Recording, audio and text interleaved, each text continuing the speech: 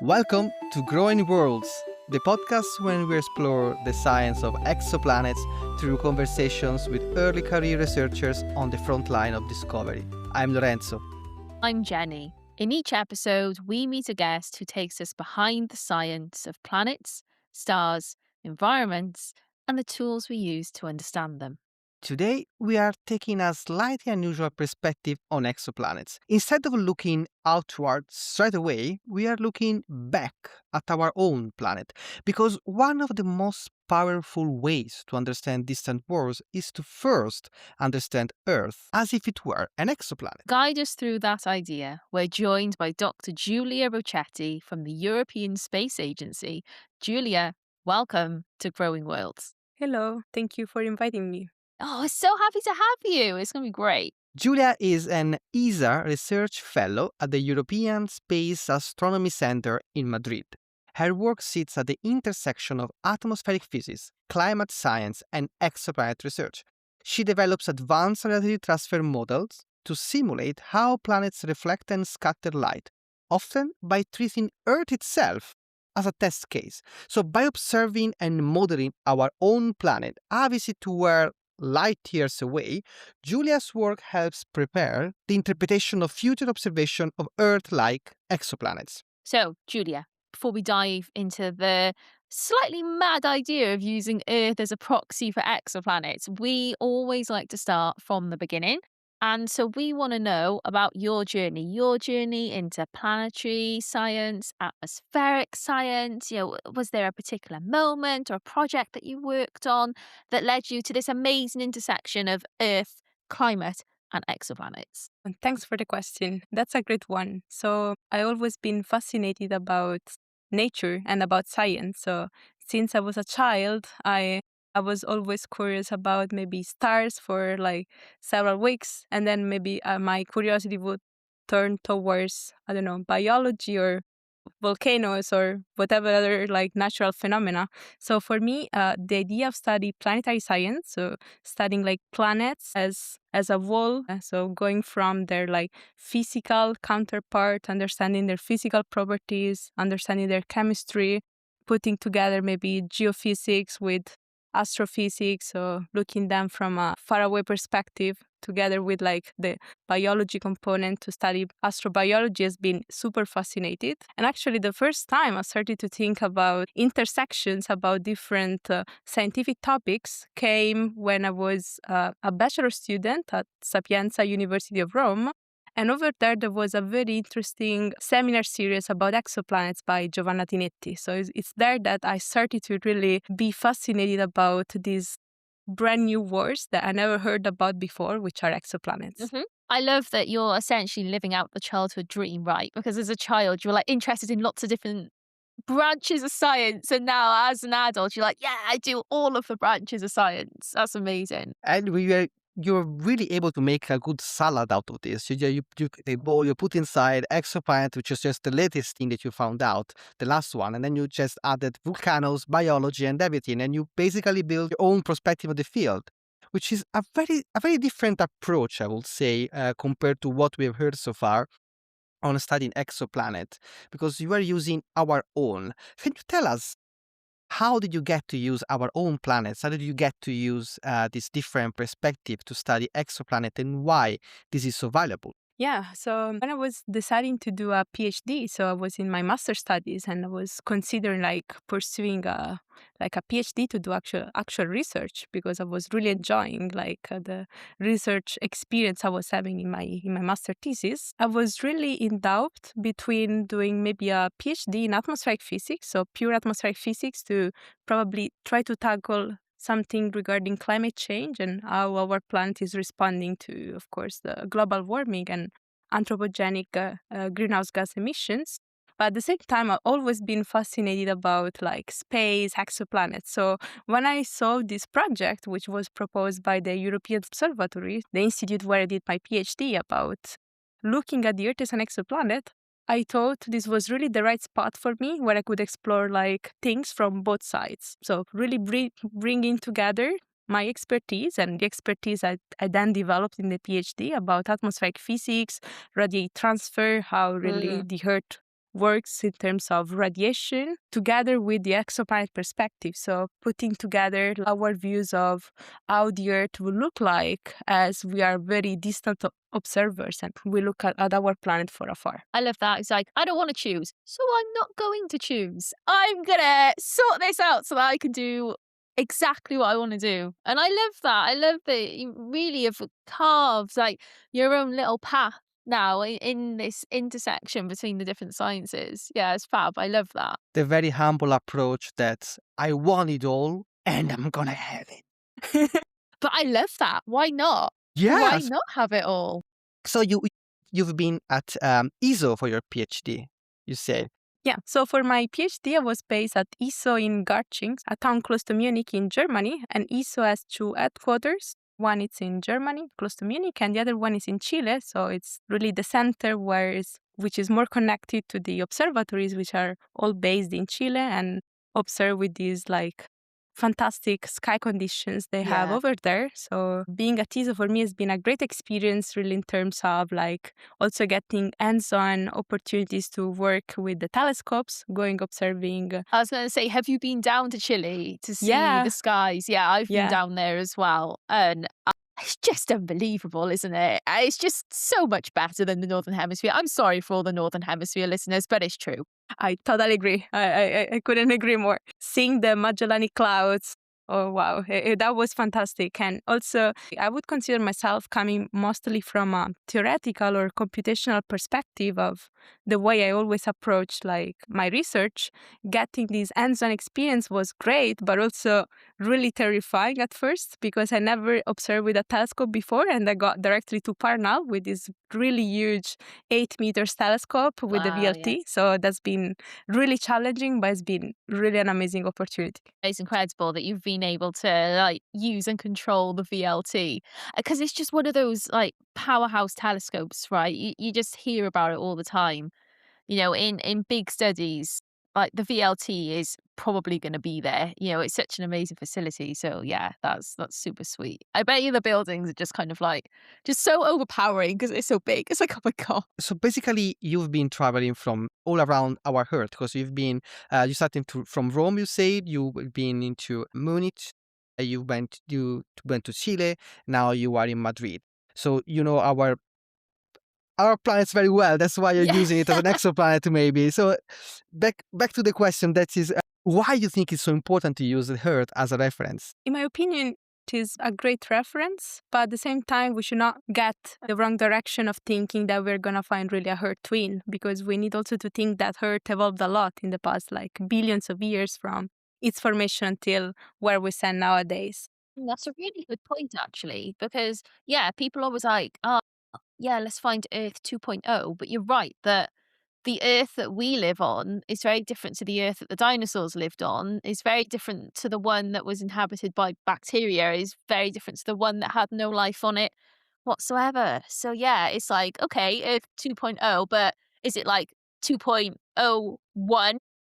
2.0 like 5? Like which version do you want of Absolutely. We need to be very careful about this because Earth evolved a lot, and we need to consider that other exoplanets are undergoing the same changes. So we need to consider really the temporal variation and temporal evolution of these planets. But at the same time, it's very important to study how Earth is nowadays because this is really the only reference observationally we can take in order to try to understand if, for example, we place ourselves far away from on the moon, on the outer solar system, on another planet, or even farthest away on another planetary system, and we look at this tiny dot, which is the Earth illuminated by the sun. And this is the only, let's say, proxy with real data we cannot have. We cannot go back in time to do an observation of how the Earth looked like when the dinosaurs were here. So that's important really to have a benchmark, so really to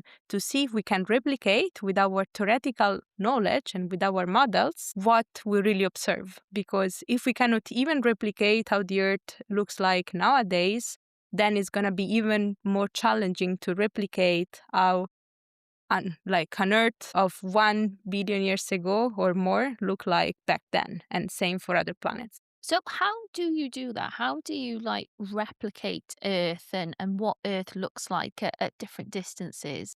Yeah, that's a fascinating question for me because what I've been trying to do in my PhD, so in my research, is to do that both from a computational and theoretical approach, so with a model which should replicate the most important physical processes which we should consider when we think about the reflected light of the Earth. But at the same time, we want to validate this model with observations. For the observations, we do something that I would even call them kind of crazy, because what we want to do is actually take the light which comes from the sun and then gets reflected by the Earth's atmosphere, by the planetary surface of our planet, and then comes back to us on our telescope on Earth from the moon. That's wild. So you're using like Earthshine. Exactly. I'm using Earthshine observations. My goodness. Okay, so for anyone, yeah, who's listening and isn't sure what Earthshine is, you know when the moon is at a very thin crescent, but sometimes you can sort of see this bit that's dark. It's like very, very faintly glowing. So that gentle illumination, that's what we're referring to when we say Earthshine. So it's really common to see it sort of around springtime in the northern hemisphere because a combination of factors. There's a lot of ice in the northern hemisphere still left over from winter, and then being more sort of tilted over towards the sun, as it were, if you kind of imagine it like that. So as we're heading towards spring and summer, and there's that magical combination of lots of reflective ice, more sunlight, and so this is when you get maximal sort of earthshine. But oh my goodness, Yes. I think the concept has just blown my brains. And what? So, of course, we have our star, which in our case is the sun. And our star, of course, is emitting photons or like radiation in general. And of course, we have part of these photons, of this radiation, reaching our Earth. So, these photons, some of them are going to interact with the Earth atmosphere, some of them are going to be absorbed. Some of them are going to be scattered or reflected. Some others are going to travel until the surface of our planet and again can be reflected, absorbed, and so on. And then the reflected component of all this light coming from the sun can travel on the moon. And the moon is going to do the same. It's going to take part of these photons, so absorb them, and another part is going to again be reflected. So what we want to measure with our telescopes is this faint glow on the moon, which is actually not illuminated by the sun, but it's on the opposite direction, where it's actually illuminated by the Earth itself. This is the small signal we want to measure because this contains the reflected light of the Earth. Crazy pinball. So we have light from the sun, hit Earth, Earth's light, then hits the moon lights, then it's Earth again, and you're collecting that one. It's like this pinball, but every time light hits something, it's also is being changed by what is hitting, right? The craziest pinball. I have questions about this because, first of all, why not just get the reflected light from Earth? Like, is it just because there isn't a satellite in the right orbit or like don't have access to that data? Because what is pinging in my brain is there not sort of changes and contamination from it reflecting off the moon? Yes, so two great questions. Yeah, two parts, sorry. Totally fine. So the first one is that, of course, we have several satellites which can observe like the light reflected by the Earth. However, if we take low Earth orbiting satellites, they cannot measure at the same time the full Earth. They are actually very It's the close field of by view. the field of view, and they're going to measure just small patches of our planet. So what you Okay. can do later on, it's, let's say, a post-processing where you want to try to average out over a very long temporal evolution of these observations. However, this is going to be really challenging to do in practice because meanwhile, you want to average out these many different like patch observations, weather systems already evolved, your like sun direction already changed. So Yeah. your incoming solar radiation direction, it's already different and it's going to alter the physical properties you're going to measure. So it's a very difficult average to perform. Yeah, that's fair. Otherwise, you can use what are called geostationary satellites. They're, of course, farther away, and they can measure simultaneously the full illuminated side of the Earth However, the very big difference you have with exoplanet observations is that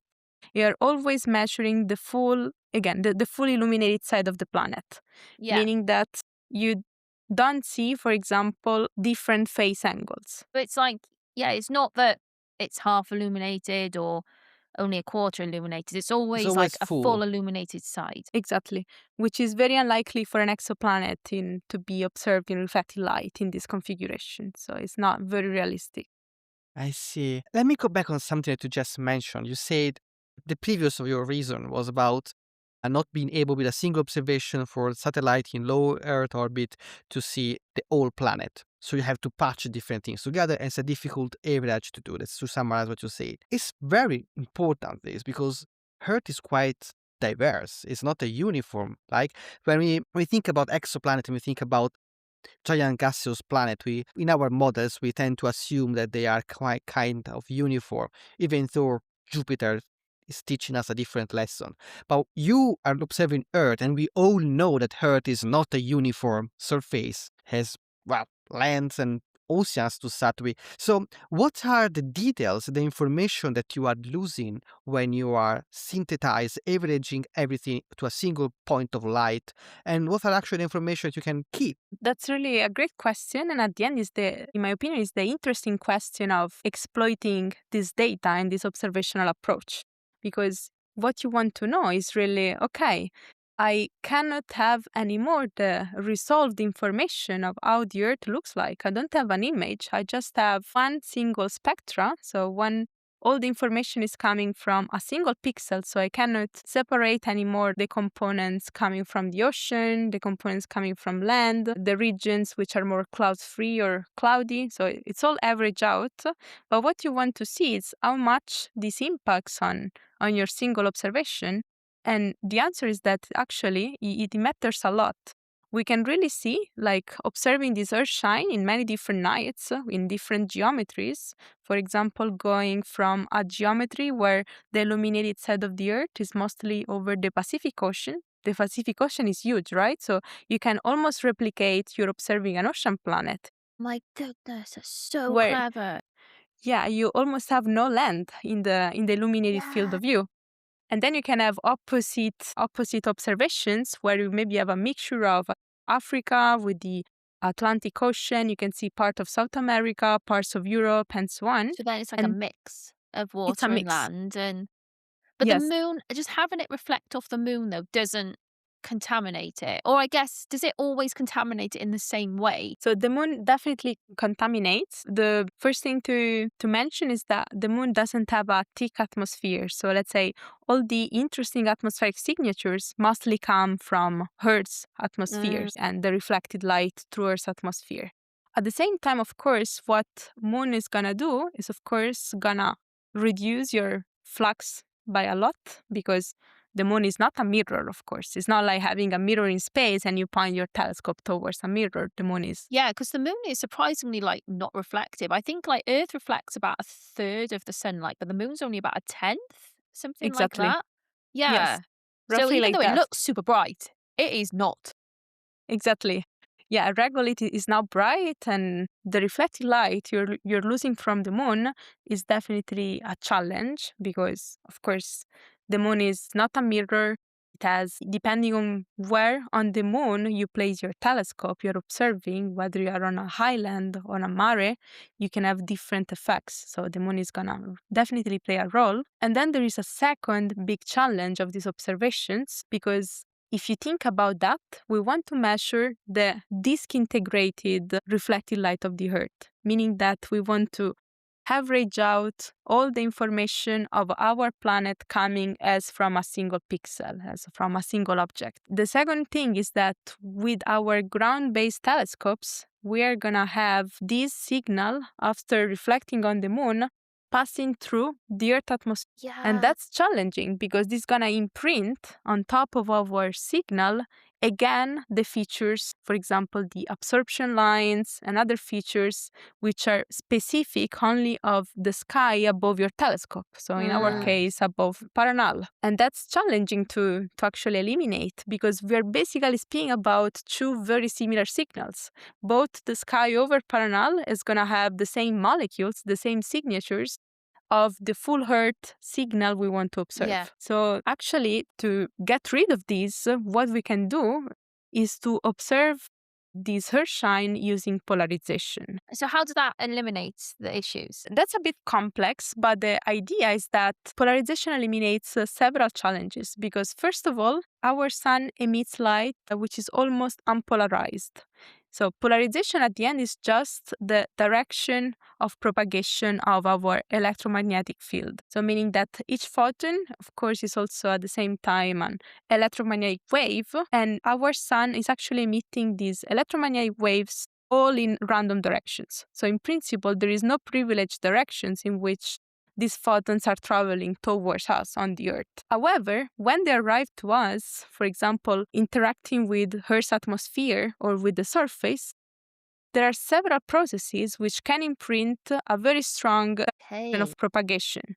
For example, we have molecular scattering, which is Rayleigh scattering, which imprints a very strong linear polarization component. I don't know if you've ever been, for example, over to the sea, over a lake, and sometimes you can't even look at the 'cause it's surface so of the bright. water. It's so bright. So Yeah. if you look that with like polarized light glasses, you're gonna see that extremely bright, meaning that water, for how it behaves, creates a very strong direction of propagation of these photons. Then, if you're looking at polarized light, you can kind of, that certain light that's being reflected off like water will have a certain angle, a certain polarization. So they can be like, oh, this is telling us it's water, and like this is something else. And science is so clever. If you go into the lake, right, like don't have your polarized sunglasses because it's going to be really bright still. It depends. I think some sunglasses can actually reduce the polarization depending on the direction on your angle. glasses. Yeah. on the direction. Yeah. And if listeners are still not sure what we mean by polarization, great test for this is if you've got a couple of 3D glasses where you've been to the movies. So that's how they do modern 3D films. It's not the red and the blue. One picture is polarized vertically, so the light is sort of, you can imagine it wobbling up and down. The other slightly different picture is polarized horizontally, so you can imagine that all of the light is wobbling horizontally.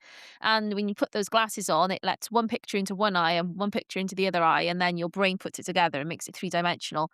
And if you don't believe me, you can get two pairs of 3D glasses, and if you put them together face to face, you won't see anything because the light will cancel each other out. If you flip one of them over, then the polarizations line up and you'll be able to see through them. So a little fun experiment about polarization for anyone who's listening. So back to exoplanets now. So you're using, Earth is an exoplanet. You're using the polarization can then help you filter out like what's reflected from the oceans and what's this. And does it help with like clouds? Because I guess clouds must be really interfering. And actually, are they interfering or are they useful? Because I guess lots of exoplanets have clouds, right? So is there a unique signal for clouds? Yeah. So actually, polarization is even on Earth, like to actually characterize clouds and some of their properties. For example, their optical thickness or their particle size. They actually use polarization on satellite observations. And the reason is that really the way light gets polarized and then maybe pass through a layer of clouds, which actually strongly depolarize light at that point, leaves very specific imprints on these photons, on your observations, on your spectra or signal, which can really help you go back towards like really the first principles of the physical characteristics, in particular the microphysical properties of these clouds. Meaning that observing some specific angles, which are, for example, the angle of the primary rainbow, meaning that the angle for which the refractive index of water is actually peaking.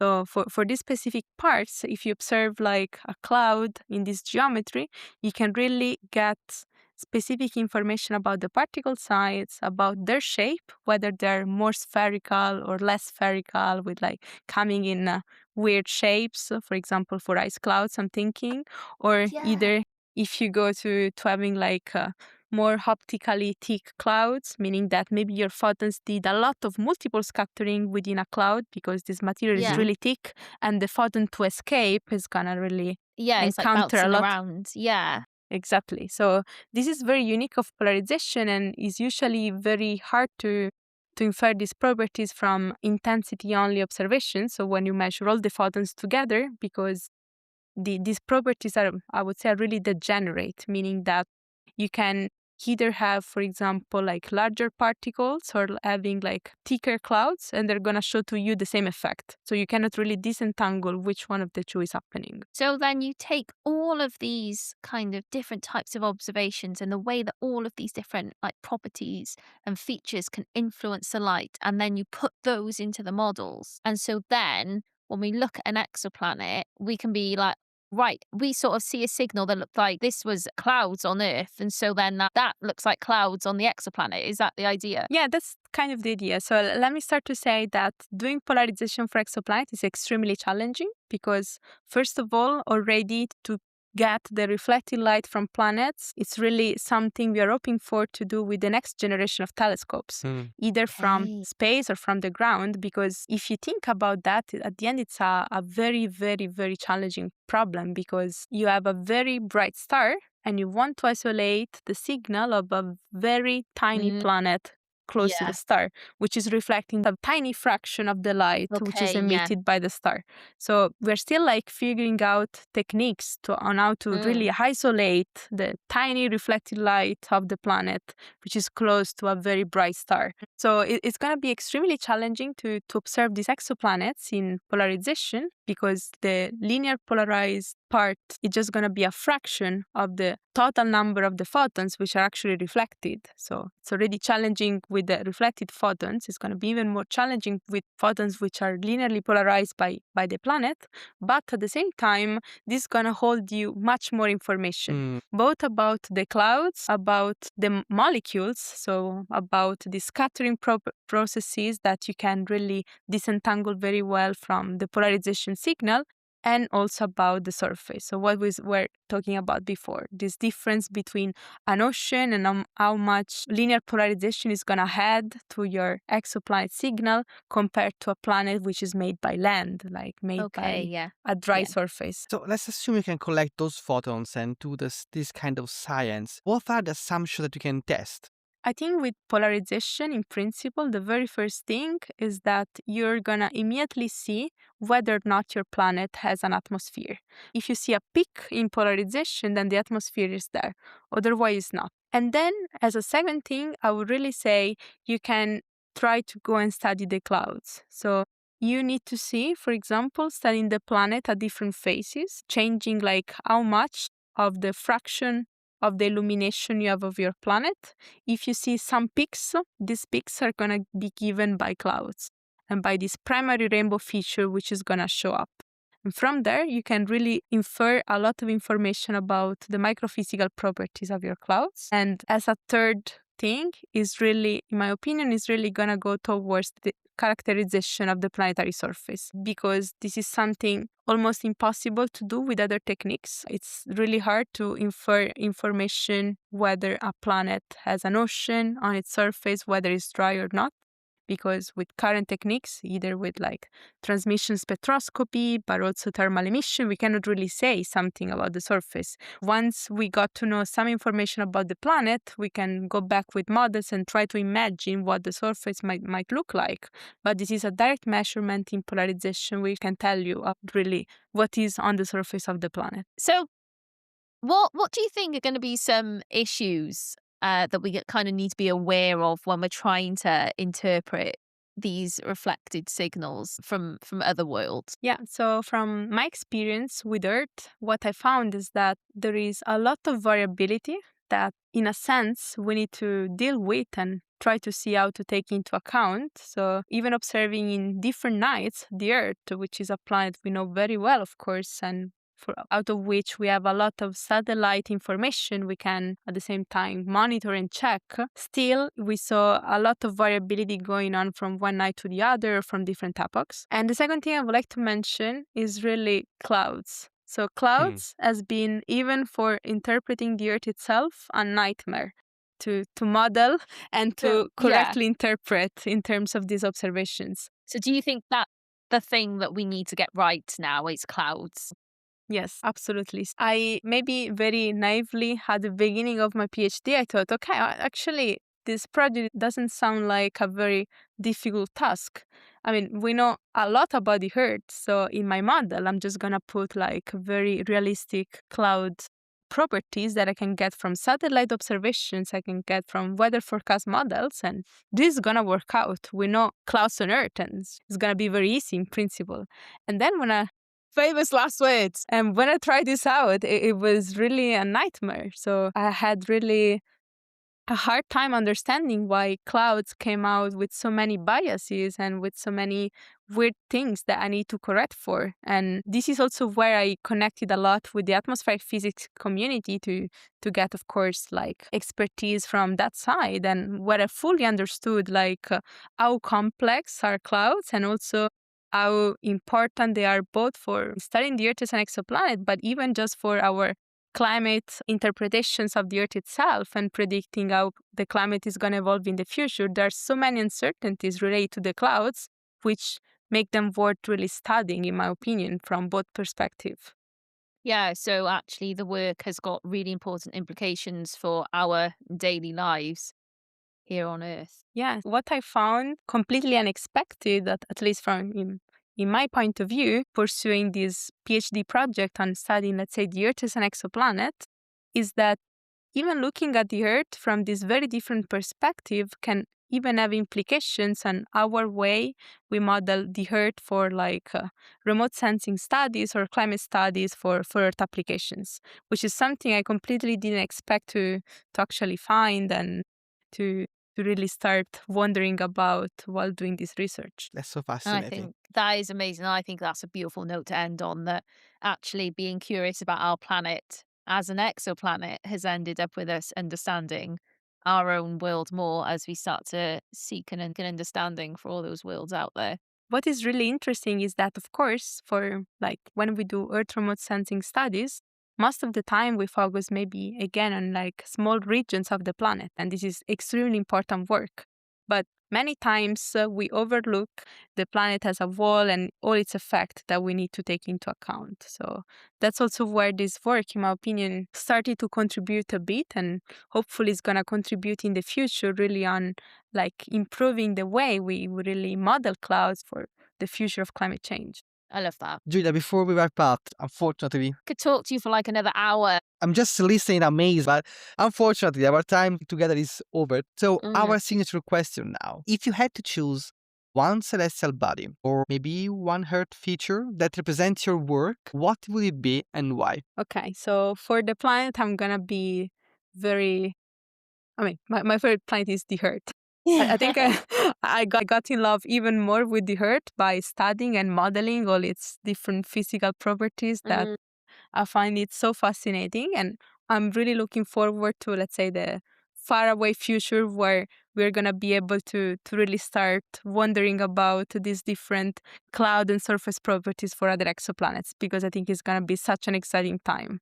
And then if I need to pick a feature about the Earth, I think it's either really the 3D representation of clouds, so really their 3D patchiness and how they really come up in a 3D structure, or the ocean glint. So really this strong reflected light out of an ocean and how much this impacts the brightness and the reflectivity of the planet. Julia, thank you. Thank you for being with us. Thank you for reminding us that sometimes the best way to understand distant worlds is to look at our own reflection in a moon mirror with fresh eyes. And thank you to everyone listening. Join us next time on Growing Worlds as we explore another corner of the universe and the people helping us make sense of it.